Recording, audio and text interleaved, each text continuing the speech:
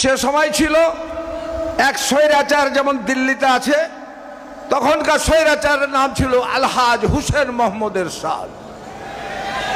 এই স্বৈরাচারের দোসর ডিসি এসপি সেই দিন বলল যে এই প্রোগ্রাম হবে না। আজকের 11 মে রবিবার 1985 সালের এই দিনে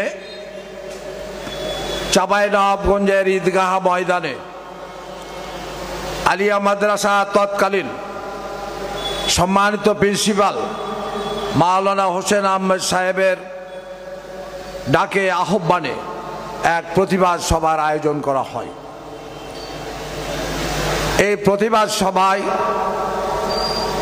আমরা জানি 1985 সালের 12 এপ্রিল ভারতের উগ্র সাম্প্রদায়িকতাবাদী পদ্মপল চোপড়া ও শীতল সিং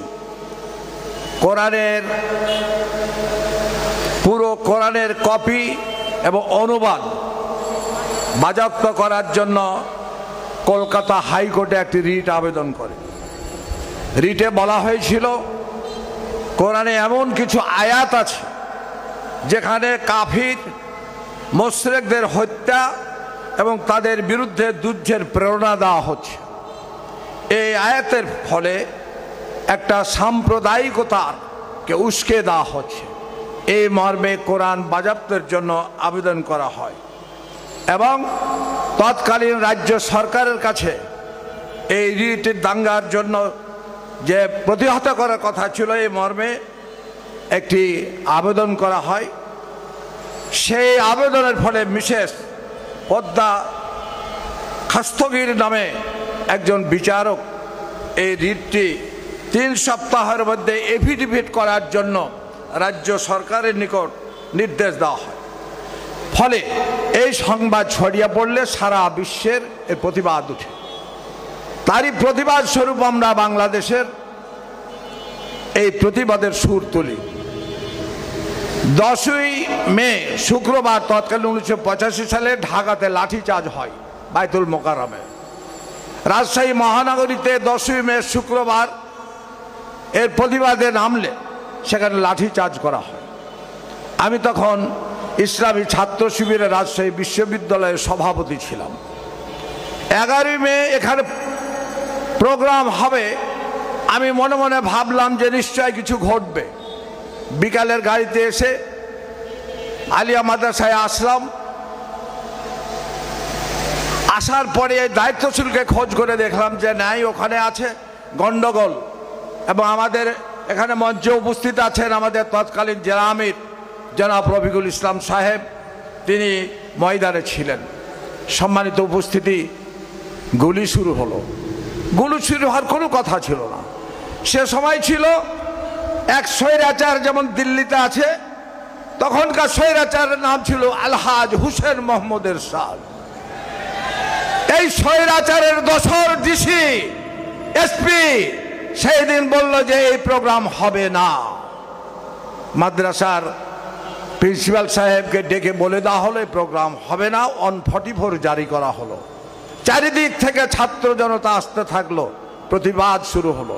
শেষ পর্যন্ত আমাদের ফকিরপাড়া মসজিদের ইমাম কারি সাহেব উনি বললেন যে ঠিক আছে, সভা হবে না, একটু মোনাজাত করার সুযোগ দেন, আমরা চলে যাচ্ছি, এখানকার সভা হবে না। সেই তৎকালীন ম্যাজিস্ট্রেট অহিরুজ্জামান মোল্লা বললেন যে মোনাজাত তো দূরের কথা, একটি কথাও বলা যাবে না। ছাত্র জনতা ফুঁসে উঠল এবং এর প্রতিবাদ করলো। গুলি চালানো হলো। 100 কত রাউন্ড গুলি সেদিন চালানো হয়েছিল।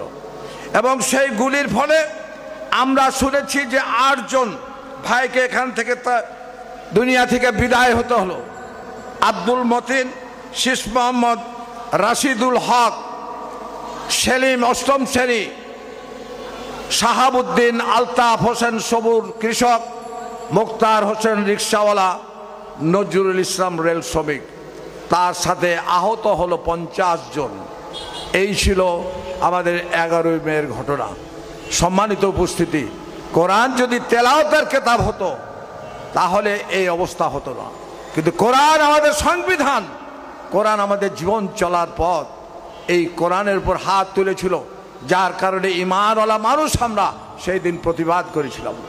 সম্মানিত উপস্থিতি, এই কোরআন অবমাননা আজকেও পৃথিবীর বিভিন্ন জায়গায় শুনতে পাই, আমরা দেখতে পাই এটা হচ্ছে। সেই সময় একটি কথা মনে পড়ে, সব রাজনৈতিক দলদের দায়িত্বশীলদেরকে পৌরসভায় ডাকা হয়েছিল, যারা যারা ইসলামের বিপরীতপন্থী, যারা সমাজতন্ত্র চায়, তারা বলেছিলেন যে আমরা কোরআন নিয়ে রাজনীতি করতে চাই না।